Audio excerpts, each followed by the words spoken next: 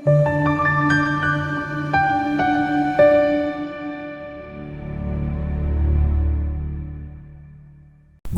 ukukhuluma nawe kwi-channel yami ku-Personal channel Newflick okubalekile nokufanele ukuthi usubscribe like become a member kwi-channel ucontribute ke if you're a member ngemali engango-R9 kuya ngaphezulu depending ukuthi wena udecide ukunikela ngamalini. You can also contribute kwi-channel using the account number uyibona lapha. Siyabonga kakhulu kulabo ababili abayithatha abanikelayo. uNkulunkulu akanibusise kule minyango empumelelo. Inamba ngicela abantu abangamalunga le-channel abangamamember le-channel very soon sizo introduce inamba ezosebenza kuphela kubantu abane-membership. Inamba isenza kuso-9 ekuseni kuya ku-5 ntambama kuphela. Ungayisenzi ku-WhatsApp noma kuma-SMSs. Unombuso kaNgcobo uthi-ke ngiphupheke sengathi-ke bekunetha-ke kuphi yogwaqo kugcwele nomhlabathi emgwaqweni. Unombuso ukhuluma ne-automated machine la akabingele noma akacelike nokho. Esingabheka la ukuthi umgwaqo uphawu lomgwaqo ngasokuthi uma ubona umgwaqo sesimene esifanele nesihle kumgwaqo ohambekayo kakhulukazi umgwaqo wetharo oyitha noma onetha umgwaqo letiyela muhle kakhulu loyo uma uphuphile. Kodwa la sibheka umgwaqo omubi ogubhekile waphinde waba lenqwaba enhlabathi kuwona lo mgwaqo kusho ukuthi uphawu luphi. So number 1 wangithi kuphupha umgwaqo uphawu luphi uma ugubhekile noma unendunduma. Indunduma hip enhlabathi abeningi yenqwaba enhlabathi. So lusho ukuthi ke la kukhona ihibe noma izithiyo ezinkulu ezingase zikubambezele empilweni yabo. Futhi ngenzeka uphawu loluvele ngoba lukuwe lukhombo lokuthi kunehibe noma kunezithiyo ezinkulu ezingase zikubambezele empilweni yakho.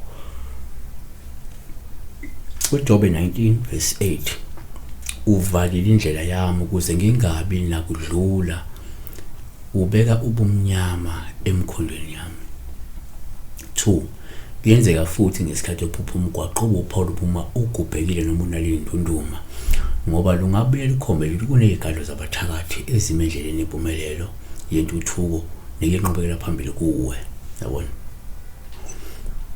Nje ngenzeka kukhona abantu abakumise ngezigadlo abenze ukuthi wena impilo yakho izobe ingakwazi ukuthola impumelelo ngesikhathi ngabe ethola ngaso noma ungakwazi ukuthuthuka ungakwazi ukubana nenqubekela phambili. Isililo 3 verse 9 ubiyele izindlela zami ngamatshe abaziweyo wakwegwisa imkhondo yami. 3 kuyenzeka futhi ngesikhathi uphupha umgwaqo uphawu ubumugubhekile noma unendundumolo ngasho ukuthi kunabantu ababi angenzeka bayisikhubekiso yabo abazokwenza konke abangakwenza ukuze kuphazamiseke izinhlelo zakho yabona. Kuze wenzani kuphazamiseke inhlelo zakho. Shuli abantu abangaba yisikhubekisa empilweni yakho hayi ngoba bezokuloya kodwa uthola ukuthi bazokwenza ukuthi ugcine ungaphumeleli ngezenzo zabo ngiyabona. Ungoka Luka 11 verse 52 maye kini na zazi imithetho ngoba ke nisusile izihluthulelo sokwazi nini uqobo lwenu angenanga abangenayo nabavimbela noma nabavimbela. 4 ake sithi la kungabe kuba uphawu uma uphupha umgwaqo kuwuphawu uma ugubhekile noma unendunduma.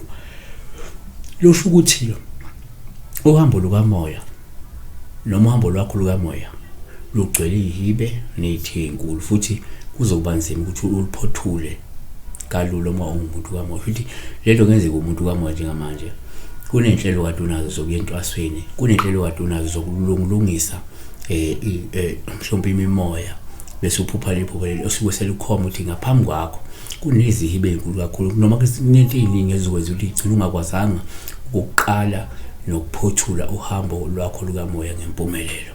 Futhi noma ungaliqala kodwa kuzophinde kube nezinto noma inkinga ezizovela edinga ukuthi uqale ngazo ulungise zona uyabona kanjalo uyabona. Kakhulu ke usubscribe like ube member join ku channel unikele ku channel inamba iseseba umlando le channel ungayena uyiyeke usenza u9 ekseni kuya ku5 ntambama kuphela mase SMS ungasendi WhatsApp shasha